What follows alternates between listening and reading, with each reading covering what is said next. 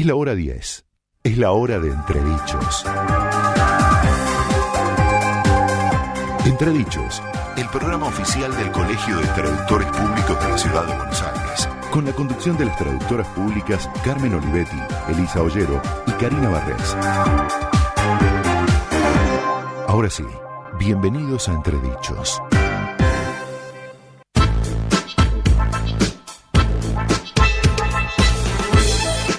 Hola, hola, muy buenos días, bienvenidos a Entredichos, el programa oficial del Colegio de Traductores Públicos de la Ciudad de Buenos Aires. Un programa más, otro mes que se nos termina. Hoy no están Carmen y Elisa, pero estoy muy bien acompañada por nuestra productora Leticia Martínez. Buen día, Leticia. Buenos días, ¿qué tal? Encantada de poder debutar frente al micrófono. Yo también, encantada de que estés conmigo. Un placer, además un placer por quienes nos acompañan. Tenemos hoy. Dos super visitas que ya vamos a contar quiénes son. Vamos a hablar de libros, vamos a escuchar música y vamos a tratar temas muy interesantes. Les contamos a los oyentes que estamos en FM Concepto 95.5. También estamos por internet en www.conceptofm.com.ar. Nuestro programa se repite mañana domingo a las 10 de la mañana, salvo que haya algún partido de fútbol importante. Y si no nos pudiste escuchar ni el sábado ni el domingo, el lunes se sube a nuestro canal de YouTube Entredichos.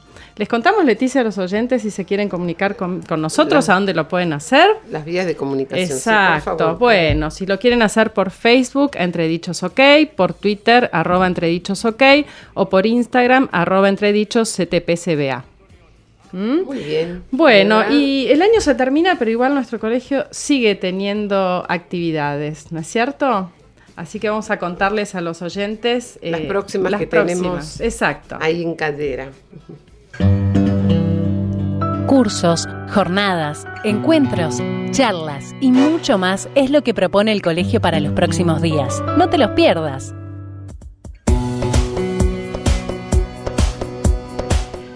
El miércoles 4 de diciembre tenemos el curso de contrato de licencia dictado por la traductora pública Andrea Viallo. La temática es traducción especializada jurídico-legal y el idioma inglés.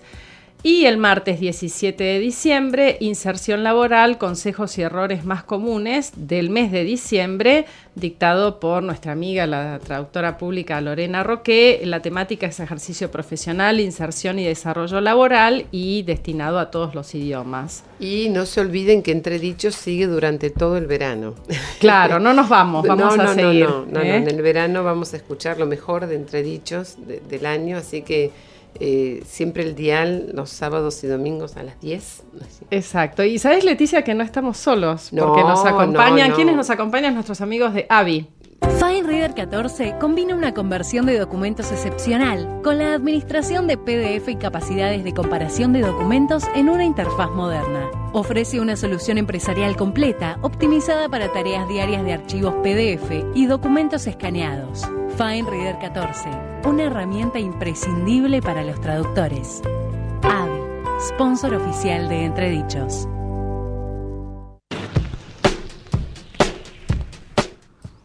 Bueno, y vamos a presentar a nuestros invitados. Hoy nos acompañan Marcelo Canosa y Guadalupe Rivera. Bueno, Marcelo Canosa es formador de traductores y de profesores de portugués. Fue profesor mío, Leticia, ¿sabes? Hace muchísimos años. Una cadena, porque él fue profesor tuyo, vos fuiste y fue profesor. Claro, yo fui profesora de nuestra otra invitada, que es Guadalupe Rivera. Es todo en cadena. Marcelo, no porque él esté presente acá, bueno, pero es un genio, son esos profesores y que uno jamás se olvida en la vida de lo que nos han enseñado. Y recientemente dio un curso en nuestro colegio que lo organizó la Comisión de Portugués, cuya coordinadora es Guadalupe Rivera, que nos acompaña hoy acá. Bueno, bienvenidos, muchas gracias por haber venido. Gracias por venir. Y bueno, la idea de hoy no es que sea algo destinado solamente a los traductores de portugués, sino hablar del portugués y también quienes se dedican a otros idiomas conozcan un poco cómo es, el portugués y cómo es el trabajo. Y qué problemas presenta. porque, bueno, algo con lo que luchamos todos, ustedes podrán corroborarlo, es fácil, se entiende, yo viajé y entendía, y bueno, todos los que nos dedicamos al portugués podemos decir que no es tan así, ¿no es cierto? Bueno, bienvenidos. Gracias. Y bueno, Guadalupe, sos coordinadora de una comisión muy activa, la Comisión de Portugués. Felizmente hemos comenzado a fines de 2017, comenzamos con una pequeña cantidad de miembros, fuimos creciendo gracias a la difusión que hemos hecho. Actualmente tenemos 8 miembros bajo la coordinación de... Es un número, es un buen número, te sí, digo, para una comisión de idioma. Estamos muy contentos con la llegada, como comentábamos antes, en base a la proporción de la matrícula que tenemos de portugués, tampoco es tan grande, claro. Así que tengamos 8 miembros sobre una matrícula de aproximadamente 100 colegas, es un número, con la ayuda de nuestra consejera Verónica Pérez Guarnieri, nuestra anterior consejera Lorena Roque, así que estamos muy satisfechos con los resultados y la proyección a futuro.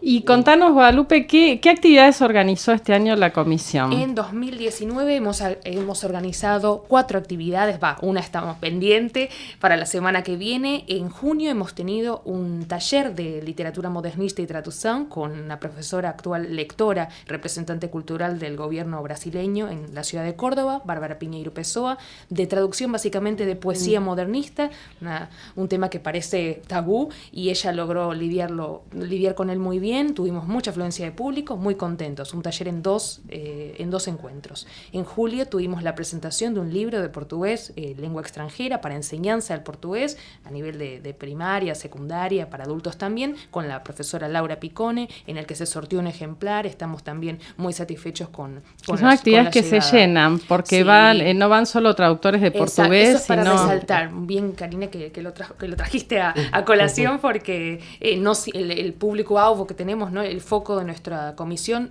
es la matrícula de portugués, pero la hemos ampliado a profesores, estudiantes y público lusoparlante o que le interesa el portugués.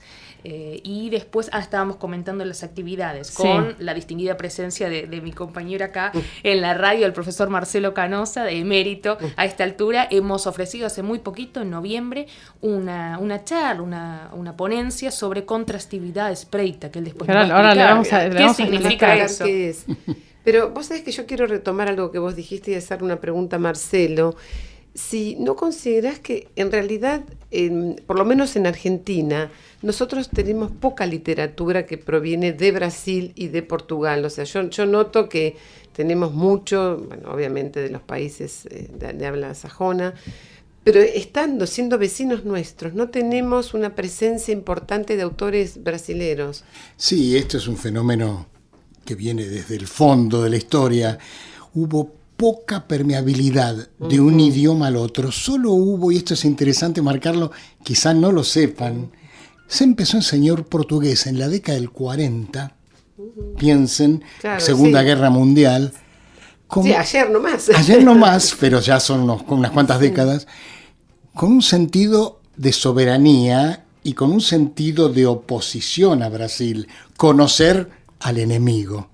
Miren qué interesante. Se empezó a enseñar en la escuela de guerra, en los institutos militares, porque obviamente ustedes saben que los mayores guarniciones militares de Brasil están en la frontera argentina. Claro. Ellos no lo iban a tener en el Amazonas por lo que sea, digamos, porque la Argentina era importante, por una cosa histórica. Y de la Argentina también están en Corrientes un montón de guarniciones militares. Entonces se creó una cultura que no era la correcta en cierto sentido, porque lo correcto es el acercamiento, el conocimiento del otro, y eso fue lográndose, aunque parezca mentira, con ese puntapié que dio Sarney y Alfonsín del primer Mercosur. Cuando empieza el Mercosur, empieza el conocimiento desde lo positivo, no desde lo negativo. Claro. Justamente lo positivo es, bueno, son países vecinos, como dicen los uruguayos, no podemos salir de donde estamos al lado de dos gigantes y tenemos que llevarnos bien.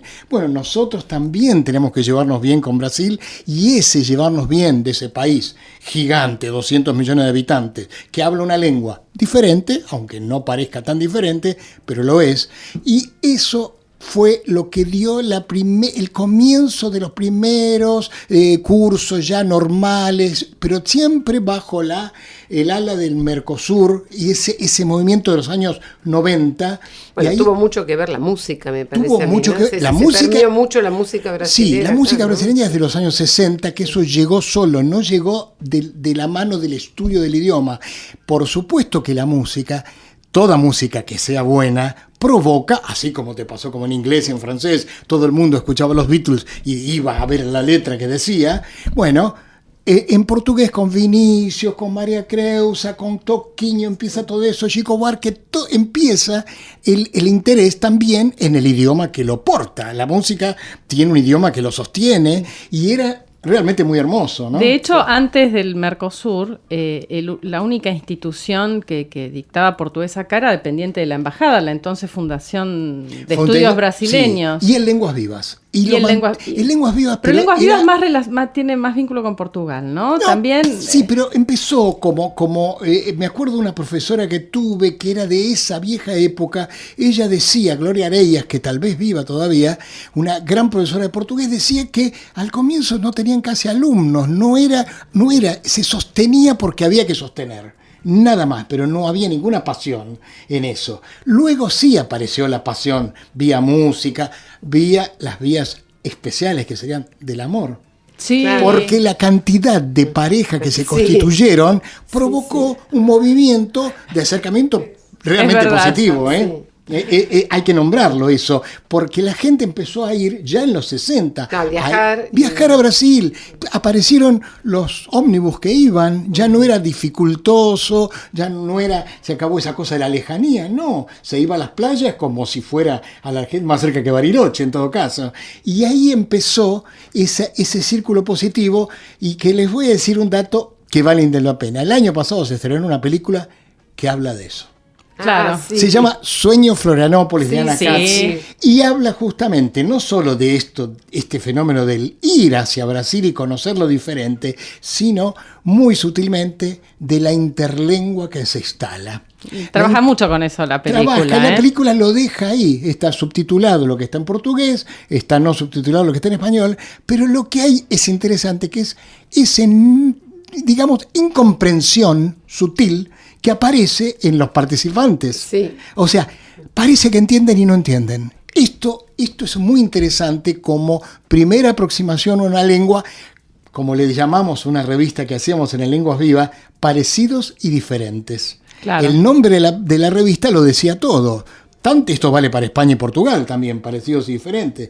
Pero ellos no tuvieron, España y Portugal, el acercamiento profundo que tuvimos nosotros con Brasil. Es cierto que le decís, Karina, que Lenguas Vivas le dio espacio porque era una institución del Estado que hizo un convenio con el Instituto Camões, con la Cancillería portuguesa, para instalar un lector.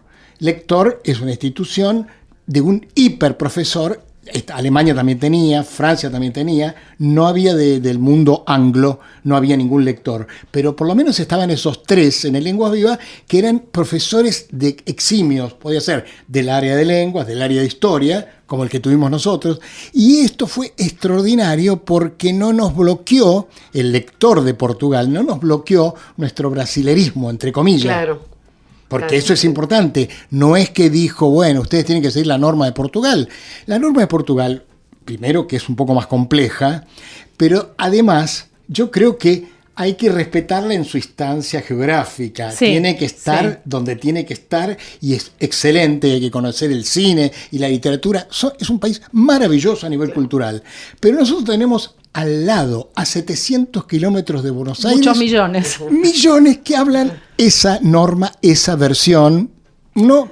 Vamos a contarles a los oyentes que las diferencias entre el portugués de Brasil y el de Portugal son muchas más que las que hay entre el español peninsular y el americano, ¿no? Incluso con sus propias reglas ortográficas, pese al acuerdo que se hizo hace unos años. Pese al acuerdo, realmente no pasó nada, porque los portugueses, que son obviamente siempre un país europeo, se siente, y con razón tal vez, el fundador de la cosa, Sí. el fundador del idioma. Entonces, que un inglés acepte que un norteamericano está diciendo lo correcto, no debe ser tan común como no lo debe ser un portugués que vea que los brasileros hablan sin pronombres. Esto que, ¿no? Sí. Bueno, ¿cómo llegaron a eso? ¿No? Cuando los portugueses tienen los pronombres, y más los pronombres enclíticos, que para nosotros, eso vos me decías, es una antigüedad. Nosotros lo vemos como Deumi, Diome, y lo usan todos los días. Los portugueses dicen Diomi, trájome. Esto. Claro, en español nos suena antiquísimo, ¿no es suena cierto? Sí. A Cervantes, Al tal vez. medioevo, sí. Al Ahora medioevo. es más viejo el portugués, entonces, El Marcelo. portugués, yo diría que hay algo que es interesante. No es que el idioma sea más viejo. No se puede saber cuándo nace un idioma. Pero sí se sabe, y esto por ahí muy poco conoce, Portugal es el primer estado del mundo.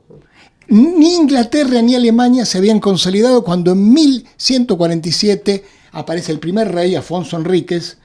Ya es un país con las mismas fronteras desde 1147 hasta el día de hoy. Es asombrosa la permanencia de ese territorio, y que es un territorio lingüístico también. Sí, sí. ¿no? Claro que ese sí. territorio lingüístico se consolidó, después fueron dando no sería el mismo idioma, se parecería más al gallego. Recuerden que el primer idioma Galaico-portugués. era galaico-portugués, que se habló lo mismo, pero Galicia tuvo más intromisión del castellano, entonces tal vez, y en algún momento hasta se prohibió en la época de Franco, entonces de alguna manera no pudo desarrollar, o lo desarrolló como pudo. Todo el mundo lo entiende, toda comunidad entiende su lengua. Esto no tenemos ni que discutirlo. Pero en el caso de Portugal fue modernizándolo y empezó a ver ya en los 1500, 1700 las gramáticas. Entonces empezaron a sistematizar su idioma, inclusive desde lo morfológico, que es algo, vamos a decir, para el oyente, lo morfológico, ¿cómo se escribe? ¿Con qué letras se designa ese significante sonoro? Y bueno, ¿cómo se lo pone? Doble S, C cedilla, vamos a decir, se dice chiu, pero en realidad nosotros decimos lo de la ñ, ¿no? Eso arriba de una letra que no es la N, arriba de la A, como irmán. Y esa nasalidad que marca eso es toda una cosa compleja, digamos, visto desde el español o desde el italiano, es una complejidad morfológica y sonora. También, porque estamos hablando... Pero nosotros naturalmente no tenemos ese sonido nasal. Pero, claro. Y por eso ahí viene a cuento de que los lusohablantes, vamos a incluir a los brasileños, o sea, está bien, son lusohablantes, los 200 millones de brasileños, los de África, complicado, pero también, y Portugal, tienen un abanico, se llama abanico fonético, leque fonético. Ese abanico fonético es muy grande, más o menos como el del francés. Más o menos como el del francés. Entonces, el abordaje desde otros idiomas se hace difícil en ese punto. Y ellos, al tener ese abanico fonético tan amplio, abordan más fácilmente cualquier otro idioma. Por ejemplo, el francés. Por ejemplo, hablan muy bien el francés. Hablan muy bien francés. Hablan muy bien. A veces el inglés tal vez podría ser también. Y otros, como le pasa a los países del este. Los famosos, los húngaros, hablan muy bien muchos idiomas por la complejidad del idioma húngaro. Su propio idioma, claro. Claro, es tan complejo fonéticamente y también gráficamente, que abordar un idioma más simple es reducir los sonidos. Claro. No tienen que ampliar sonidos, tienen que reducir. Acá hay que enseñarle a una persona que se dice... Claro, nosotros, los que estudiamos francés nos pasa eso. Exactamente. Dificilísimo. El grado de nasales del francés o de abiertas y cerradas que tiene realmente es un impedimento para otros idiomas. Y el portugués, yo diría que en ese punto son hermanos, porque además la parte gráfica, morfológica, es igual. La doble S, la C cedilla... excepto esto que digo de la A con chiu, de la A con lo de la ñ, ¿no? Excepto estas nasalidades o diptongos nasales tan famosos como el aun, ¿no? Sí. El aun que, digamos que parece como excesivo, porque está en todas las palabras, inclusive en las palabras que no tienen la A y O, como cantam, y se dice cantaun. Ahí está el diptongo nasal. Ese diptongo nasal Bueno, no todo el mundo le sale, se puede aprender. Otras cosas son más difíciles. Una A, una E abierta o cerrada es algo que hay que casi diría que de memoria. Sí. Lo tenemos de memoria, no lo tenemos incorporado en nuestro cerebro, porque los sonidos abiertos o cerrados se aprenden en la niñez. Por eso los chicos al instante aprenden esa complejidad fonética. Bueno, estábamos en que el portugués sigue conservando estas formas de mi, que todo. Nosotros ya evolucionamos en el español. En ese punto, claro, tenemos entonces, más. ¿Qué pasa? El español pudo poner el pronombre adelante. Empezó una frase con les dijimos. En portugués no se puede decir les dijimos escrito. Claro. Por lo menos escrito. Entonces dijimos les. Bueno, este impedimento le da una gracia, le da una complicación, pero también a nosotros hispanos nos da esa reminiscencia de lo antiguo. La antigua, claro. De lo antiguo. Y no por lo de Portugal, también por lo de Brasil, porque Brasil tampoco puede abandonar del todo eso. Vamos a decir la verdad, el culto brasileño no se diferencia tanto del culto portugués. Claro. Esto lo decía este lector de Portugal. Yo leo Machado de Assis, brasileño de 1860, y yo leo igual que un portugués. No podía tener ninguna diferencia. Hoy en día sí, una literatura moderna brasileña ya recoge más el habla popular, donde desaparecen los pronombres, donde aparece el habla... Sí, muchas reglas ya no se cumplen. Ya no se cumplen, mientras que los portugueses siguen en esa. Por eso es que ellos no respetaron, especialmente los periodistas y escritores portugueses, no quieren escribir según el acuerdo ortográfico. Claro. Eso es una resistencia natural. Lo hacen porque se unifica generalmente, lo que se unifica con estos acuerdos ortográficos es el mundo editorial. Y del cual me gustaría charlar. Sí, vamos a hablar. Yo tengo montones de preguntas. Sí, pero, cómo no. No, una sola cuestión. ¿Crees que pasa lo mismo entre España y Portugal? Yo lo que noto, bueno, mi hija vive en Lisboa precisamente, y lo que yo noto es que el español siempre fue un poco despectivo. Hacia Portugal, ¿no? Sí. Cecilia dice que son como dos hermanos siameses, pero unidos por la espalda. Unidos por la espalda. Que no se ven la cara. Bueno, hay anécdotas muy interesantes que yo no conocía. Portugal constituye su idea de nación en oposición a España. No como la idea de nación decimos, somos lo que somos porque no somos españoles. Y esto es algo que hasta el día de hoy sigue, tal vez en sectores menos cultos, menos modernizados, no tan Unión Europea, puede seguir todavía existiendo esta idea antiespañola. También, y del otro lado, me parece, pero esto son suposiciones, que es lo que vos decías, un desprecio, un no mirar. Yo creo que recién ahora el español está como descubriendo Portugal en el turismo, en la cantidad de gente que los visita. Cuando van les encanta, pero obviamente no creo que se estudie el idioma, no creo que haya grandes... De hecho, ojo, hay que tener en cuenta que el portugués de Portugal, así con todo lo que decimos de los pronombres enclíticos, como todo lo que estamos hablando con otras pronunciaciones, con la C sonora, fuerte, en el medio de una palabra que los brasileños ya la quitaron, sigue siendo la norma de la Unión Europea. El portugués de Portugal es el que se enseña y el que rige para los millones y millones de la Unión Europea. Por lo tanto, Brasil quedó fuera. Brasil tiene su ámbito en el Mercosur. Y otra cosa que vale la pena nombrar, porque lo dijiste en relación, mi hija vive en Lisboa, es que una cosa que me decía ese lector de Portugal es asombroso. Toda la frontera española y portuguesa tenía fuertes fortalezas. ¿Qué ponían como ícono los portugueses? Ponían una persona mostrando el trasero hacia España. Porque era asombroso, arriba de la fortaleza, como ya saben lo que viene, ¿no? Yo no me importa España, no quiero, yo voy a ser lo que soy, yo tengo esta lengua que viene, por supuesto es uno de los dialectos del romano. La soldadesca romana llegó a todos lados, llegó hasta Inglaterra y se juntó con las tribus lusitanas que hablarían lo suyo, con los celtas Sí. porque eran celtas en el norte de Portugal y Galicia.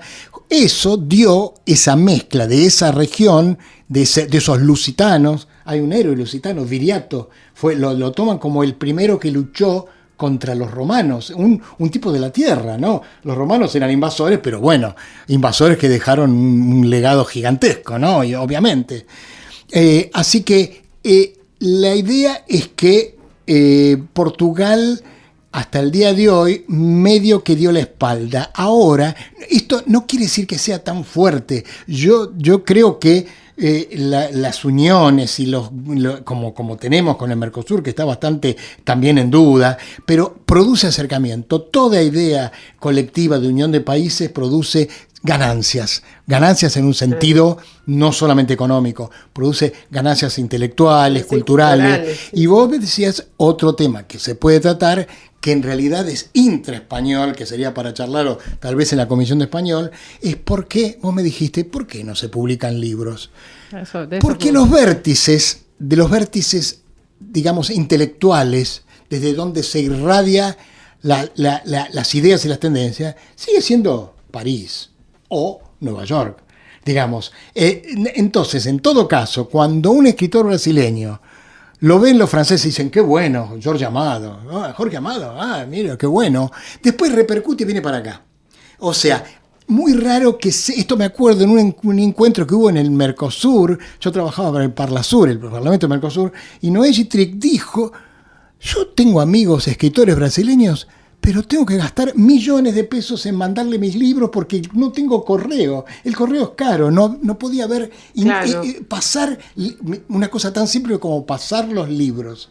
Todavía no hay algo que regule eso. Claro. Que el libro sea barato de mandar a los que luego van a replicar, ¿no? Claro. Porque hasta que llegue a las librerías brasileñas tiene que pasar muchos procesos, muchos. Bueno, antes vamos a relajarnos un poquito. Sí, lo que pasa es que sí, nos quedaríamos acá horas hablando con Marcelo. Chico Buarque, la mayoría lo conoce por la música, pero también es un gran escritor, ha escrito cosas maravillosas. Y Marcelo acaba de ganar el premio Camões, sí, que es el premio, como el Cervantes, de la lengua portuguesa, donde participan los africanos, Angola, Mozambique, Cabo Verde, Portugal y Brasil. Y lo ganó él, y no por sus canciones, sino por sus novelas espectaculares. Sí. Ya hace unos 15 años, diría un poco más, 20 años, que empezó con eso. Bueno, y la canción que eligió Marcelo, que se llama Construcción. Construcción. Y que es la letra, porque la letra va hablando de un operario, de la construcción, que lo va consumiendo su rutina y termina, cae porque muchos se caen alcoholizados. Y les pedimos a los oyentes que escuchen la progresión de la música, porque la música va acompañando también esos momentos. A ver si descubren algo que puede ser, a ver si el oyente escuche, está bien que está en portugués, pero lo van a entender. Van a escuchar algo que tiene que ver con la tonicidad de las palabras, para decirlo en un sentido, porque fue lo que hizo, es muy extraño. A ver.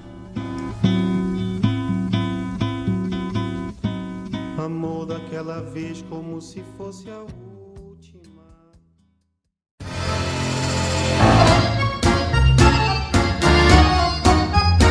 Bueno, y acá seguimos en Entredichos, el programa oficial del Colegio de Traductores Públicos de la Ciudad de Buenos Aires, que podés escucharnos en FM 95.5, Radio Concepto, o por internet www.conceptofm.com.ar. Y si querés comunicarte con nosotros a través de las redes, lo podés hacer a Facebook, Entredichos OK, a Twitter, @entredichosok, o por Instagram, @entredichosctpcba.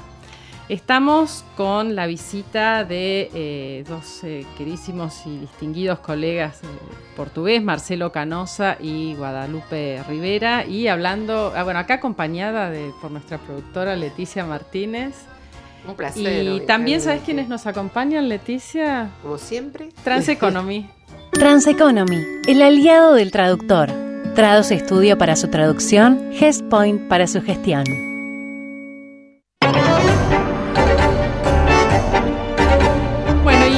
Marcelo tradujo varios libros. Nunca me voy a olvidar, hace muchos años, como 15 años, yo estaba en Madrid y entré a una librería, la Casa del Libro, que es una librería muy importante de España, y vi en una posición destacada un libro y decía traducción Marcelo Conazo. Yo ya sabía que le había hecho la traducción, pero lo vi en España, Marcelo, y me sentí como más orgullosa. Sí, llegó. Llegó porque era una editorial. Antes que Lula cayera en desgracia, cuando estaba en su apogeo, que fue un fenómeno eso. Este libro salió al año de que asume la presidencia. Claro. Y además era un libro muy especial, porque no era una novela sobre Lula, era un libro hecho por una socióloga muy extraño que tomó, es lo que se llamó entrevista directa. Entrevista directa es no poner la pregunta, poner la respuesta solamente. Si no hubiera sido un libro de periodistas. Entonces va la mujer de Lula, el hermano mayor, el hermano menor, la madre ya había fallecido, otros, y todos hablaban de todos.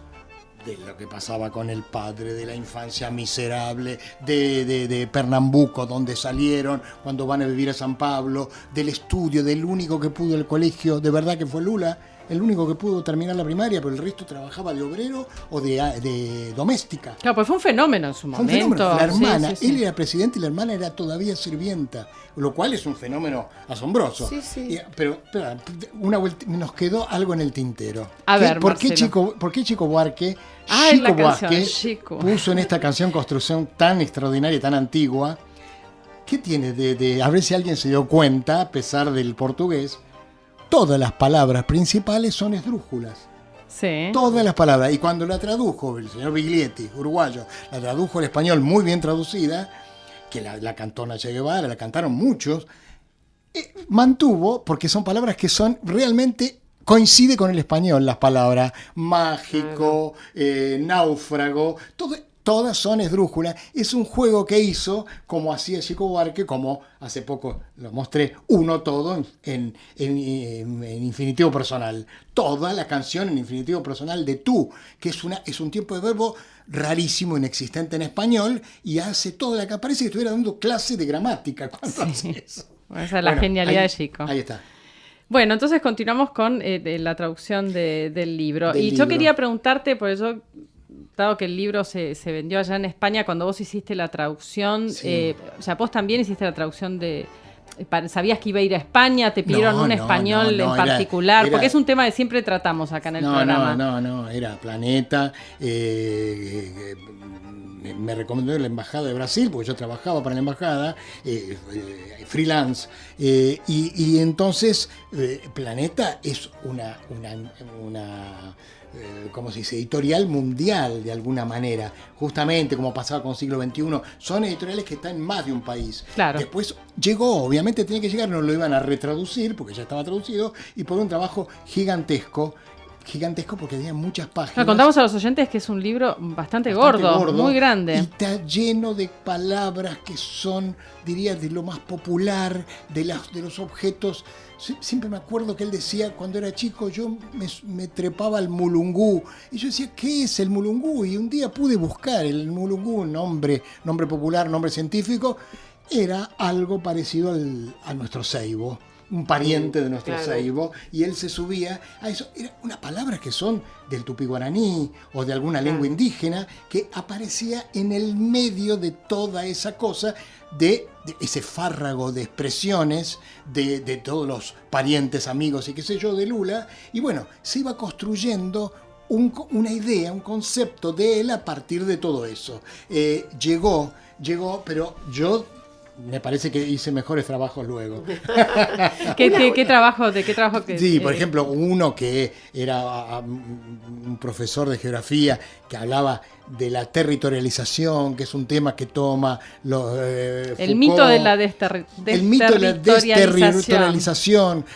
Son conceptos que están más allá de la geografía, o es de una geografía muy moderna, muy filosófica. Tiene que ver con las redes, la idea de lo reticular, Deleuze, Guattari, Foucault, todo eso, y el geógrafo lo puso ahí en juego, y son conceptos absolutamente difíciles donde tuve que investigar muchísimo más que en el de Lula. En el de Lula había que tener un buen oído para lo popular brasileño. Hacer una pregunta breve sobre este libro de Lula. Sí. Se llama Lula, el hijo de Brasil. Se hizo una película luego. Ajá. ¿Es difícil abstraerse de la ideología? ¿O del sentimiento? Mira, en el traductor, sí, digamos, no, yo creo que nunca nadie se abstrae del todo de la ideología porque uno la lleva encima, su punto de vista lo lleva encima siempre y lo pone en todo caso. Pero yo siempre le digo a mis alumnos, pueden estar traduciendo Mein Kampf de Hitler, pero tenemos que ser fieles al autor. Yo sé que te puede revolver traducir una cosa monstruosa, pero te puede producir bronca o lo pero que es un trabajo pero y es hay un que hacerlo trabajo, bien. y una de las cosas de la traducción es la fidelidad, en un sentido que no quiere decir literalidad. Hay mucho escrito sobre eso. No es ser literal a la palabra, es ser literal con el contenido, es ser fiel al contenido, ¿no? Si uno tiene que decir lo que dijo el autor, porque el vehículo, nosotros los traductores somos los agentes de la cultura. La cultura humana se hizo con traducciones. Claro. ¿Cómo podemos leer a los filósofos alemanes? Con traducciones, muy simple. No, porque yo pensaba que a lo mejor resulta más fácil, eso me lo vas a poder decir vos, que sos traductor literario, yo no. Es más fácil traducir a un autor o a un personaje histórico, muerto hace 200 años, que alguien de la actualidad. Porque vos acabas de decir, recién había asumido la presidencia, había todo un entorno, todo un auge, digamos, claro, de su personalidad y de su situación. Y sí, porque nunca había, muy raro en el mundo, excepto Lech Walesa, que también había un obrero, pasó a ser presidente en Polonia, pero muy pocos casos de obrero, y más obrero de un nivel cultural mucho más bajo, más simple. Cultural, digo, sin desprecio, sociocultural. Era una cosa muy socioeconómico. Era muy poco común en el mundo eso, y entonces el libro salió encabalgado. El editorial dijo, hay que ponerlo, hay que mostrarlo. Claro, era el momento. Era el momento. Es así, como haber pasado con otros en el mundo, ¿no? Siempre biografías de todos. Y contame, Marcelo, bueno, hiciste otras traducciones también de autores muy conocidos de Brasil. Muy extraño, tuve experiencias fallidas. Por ejemplo, traduje dos novelas de Paulo Coelho, donde la misma editorial... Que está en todo el mundo. Que está en todo el mundo, que ya superó los 100 millones de ejemplares. Sí. No podemos ni siquiera pensar lo que ganó, pero 100 millones de ejemplares, no sé, la Biblia y alguno más. Bueno, el señor, un ídolo en todo el mundo. Me lo dan. ¿A vos te contrató la editorial? Sí. Me pide hacer dos novelas, no importa cuáles, en diferentes años. Una hace muchos años, otra hace menos. Pero cuando estaba terminada, me dice, no, pero sabes que no va. No, el proyecto no va, me pagaron. ¿Te lo pagaron al menos? Sí, lo pagaron. Y luego aparece publicada en España. Y ahí es donde está el secreto que uno no sabe bien, que te lo hablábamos antes de micrófono, esta cosa de qué pasa con las editoriales españolas y el mundo hispano, cómo se distribuye, quién es el dueño de la pelota, por decir así, una cosa futbolística. ¿Por qué eso no salió? Y el caso más patético fue de un escritor que lo hemos conocido acá, lo hemos traído en los congresos de portugués, un gaúcho, eso sí, bien cercano, de Porto Alegre, escritor, músico, fue secretario de Cultura del Estado, y hace una novela que a mí me encantó, que era un señor estanciero, un estanciero pampeano, pampa gaúcha, pampa brasilera, que tenía mucho dinero, mucho terreno, y quiso hacer una orquesta. Y llamó a un maestro, y llama al maestro de música, y arma una orquesta, y tocaban todos abajo del ombú. Como sería casi acá, un poco medio que parecía de García Márquez la historia, ¿no? Un estanciero. Bueno, la cuestión es que cuando él se le ofrece, una editorial española le pide imprimir, le dice, ya tengo la traducción. Le dijeron, no, la traducción tiene que ser de España. Y la traductora que lo hizo y lo firmó, tocaban abajo del umbu, porque en portugués se dice umbu. Claro. No conocía algo tan nuestro, tan delicado. Y no lo investigó tampoco. Me acuerdo que había otra que era charqueada, donde hacían el charque. Claro. Claro. Y le puso chacinería. Y eso es No una tiene cosa nada que ver. que no tiene nada que ver. O sea, me parece que ahí, si no hacemos algo, lo digo sinceramente, el Colegio de Traductores tiene los elementos para de alguna manera incidir en esto. ¿Qué es lo que pasa? Si nosotros entregamos nuestra soberanía lingüística, digamos así, nuestra palabra, el ombú es algo que nos pertenece a nosotros, los uruguayos, ¿no? La Pampa tiene el La Pampa ombú. tiene el ombú, realmente. Bueno, Bueno, y un ejemplo. hablando de libros, vamos a hablar con Roberto Servillo de la Biblioteca del Colegio de Traductores Públicos de la Ciudad de Buenos Aires. Adelante. Entre Libros, el espacio de la biblioteca del colegio. Hola, Roberto. Buen día, Karina. Buen día, Leticia. Buenos ¿Cómo días, están ustedes? Un saludo para el profesor Marcelo Canosa. Un placer escucharlos y, bueno, tratando de buscar información, encontrar algo que pueda ser de utilidad para los oyentes relacionados con el tema que ustedes están tratando, ¿no? Y ahí buceando un poco nuestra base de datos de la biblioteca, encontramos un trabajo presentado en un congreso latinoamericano de traducción e interpretación, el tercero que realizó el colegio en el año 2001, un trabajo de Esther Moreno de Mussini y de Elena Godoy, titulado Marcadores argumentativos en contraste portugués-español. Es un trabajo que realiza un estudio semántico contrastivo de algunos marcadores argumentativos o conjugaciones de la lengua portuguesa y los compara con lo de la lengua española, ¿no? Y va observando en este trabajo el modo por el cual estos aspectos interfieren en la traducción de los textos. Uno de las cuestiones que más intriga en esta teoría de la traducción es el principio de equivalencia. Y interesante, en un párrafo de este trabajo encontré este enunciado.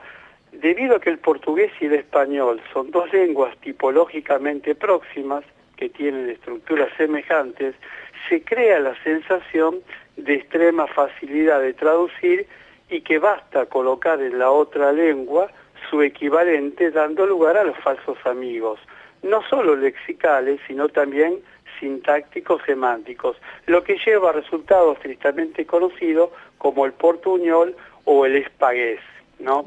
El término que yo no conocía, la primera vez que lo veo. Pero bueno, este trabajo está disponible en línea en el catálogo de la biblioteca y tratamos con esto de que las personas, los oyentes, lo puedan también leer desde sus sitios, ¿no? ¿Puedo hacer un aporte más? Sí, Roberto. Bueno, hay otro trabajo también presentado en un congreso latinoamericano de traducción, en este caso el primero, en el año 96, de la doctora Nilde Faultich, de Brasil, de la Universidad de Brasilia, que se titula Consideraciones sobre variación y sinonimia en la constitución de terminologías. Este trabajo más académico apunta al tema terminológico, pero habla habla de la polifuncionalidad de la unidad léxica en el discurso científico o el discurso técnico, digamos en los lenguajes especializados, ¿no? Y dice que esta polifuncionalidad puede producir más de un registro o más de un concepto para el término. Y estas unidades se interpretan comúnmente, se las denomina sinónimos. Sin embargo, es necesario distinguir en este universo al menos los tipos de categorías, variantes y sinónimos. Y dice que cada sinónimo se interpreta como variación, pero hay que considerar que no todas las variaciones producen sinónimos. Bueno, para aquellos que quieran ahondar en este trabajo, también está disponible en la página web del colegio, ¿no? Bueno, y Roberto, ¿querés contarnos los oyentes que se quieran comunicar con la biblioteca, dónde pueden hacerlo? ¿Cómo no? Se pueden comunicar por correo electrónico a biblioteca@traductores.org.ar.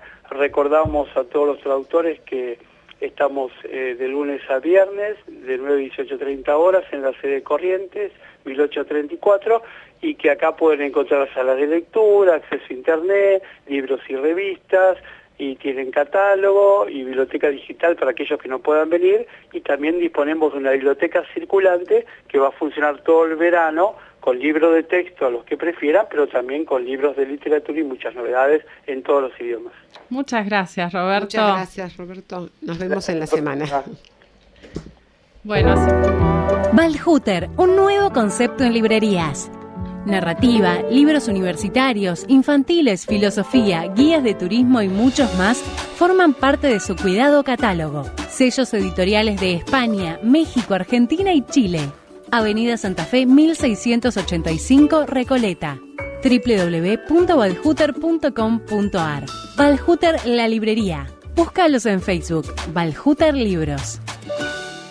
Gympass es el beneficio que otorga el Colegio de Traductores Públicos de la Ciudad de Buenos Aires, que permite a los matriculados acceder a más de 1.750 gimnasios, estudios y centros de fitness, y a más de 900 clases y actividades en cualquier lugar del país o en cualquiera de los 48.000 centros adheridos en 14 países de América y de Europa. Para más información sobre el funcionamiento del beneficio y los planes disponibles para el matriculado, consultar en www.gympass.com/ar.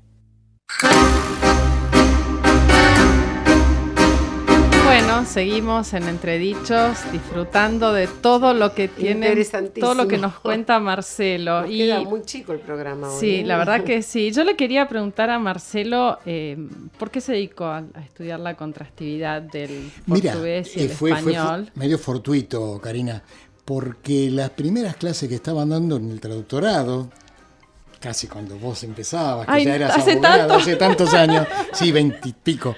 Bueno, había 1 o 2 alumnos brasileños y el resto argentinos. Y cuando empecé a ver los trabajos que iban haciendo, fui descubriendo que había un núcleo de discordancia.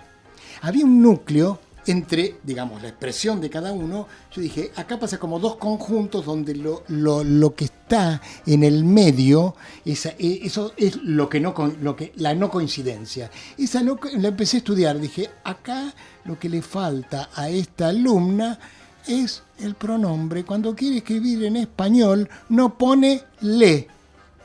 No pone le, nada menos que le, que es el pronombre que lleva y trae la mercadería, por decir así. Sí. Lingüística, la mercadería lingüística, ¿no? Es el pronombre del objeto indirecto. Bueno, o lo, pronombre de objeto directo. Y no, estaba como mal ahí.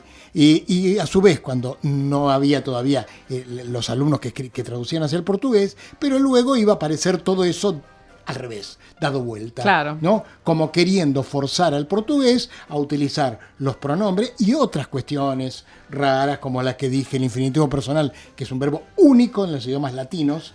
Bueno, único, es una forma verbal única de los idiomas de ningún idioma, salvo, dicen, el gallego, que no lo estudiamos todavía, Marcelo. Está desconocido.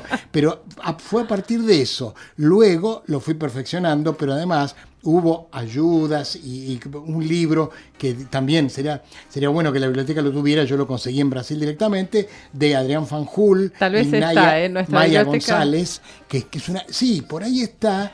Le vamos es a un preguntar libro, a Roberto. primer intento de gramática compartida, comparada, contrastiva, compartida, comparada, donde aparecen algunos fenómenos como la voz pasiva, fenómeno muy fuerte en el portugués brasileño, ya diría de lo escrito, no solamente hablado, también a nivel escrito, y esto de los pronombres, que para mí es el núcleo de la contrastividad, de la divergencia. Es ahí donde se nota que uno escribe o habla bien o mal un idioma o el otro.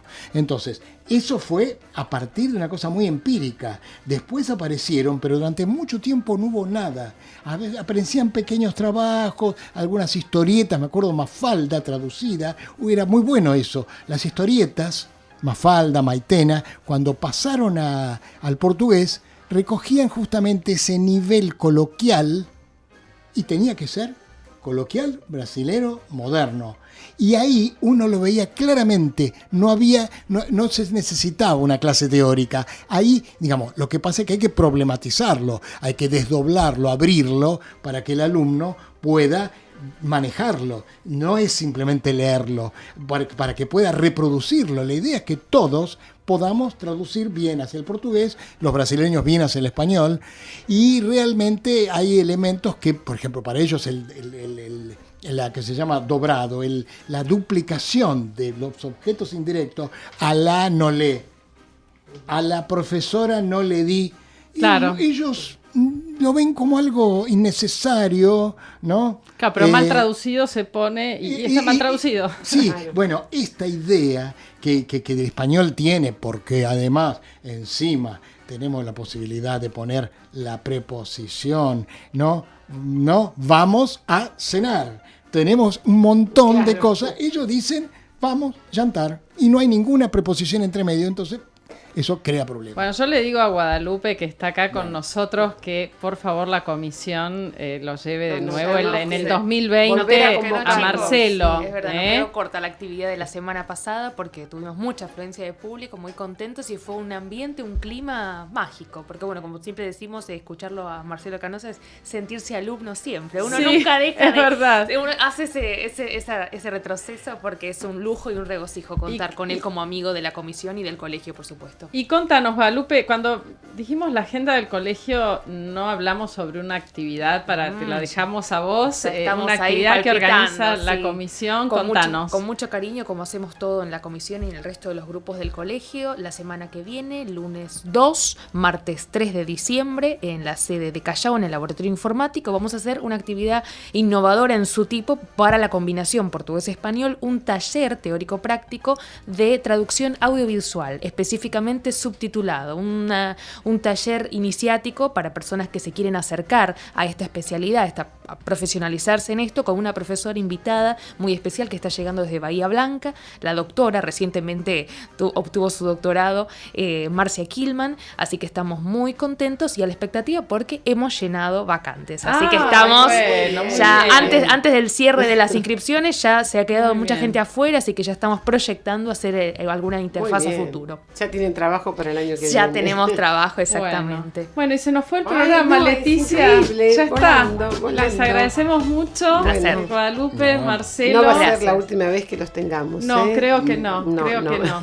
Bueno, le agradecemos mucho a nuestro operador Mauricio. Les deseamos un buen fin de semana a todos. Sí, un cariño a Carmen y Elisa. Un beso a Carmen y Elisa. Pudieron estar y hasta la próxima. Hasta siempre. Bueno, gracias por invitar. Obrigada. Chao. Chao, chao.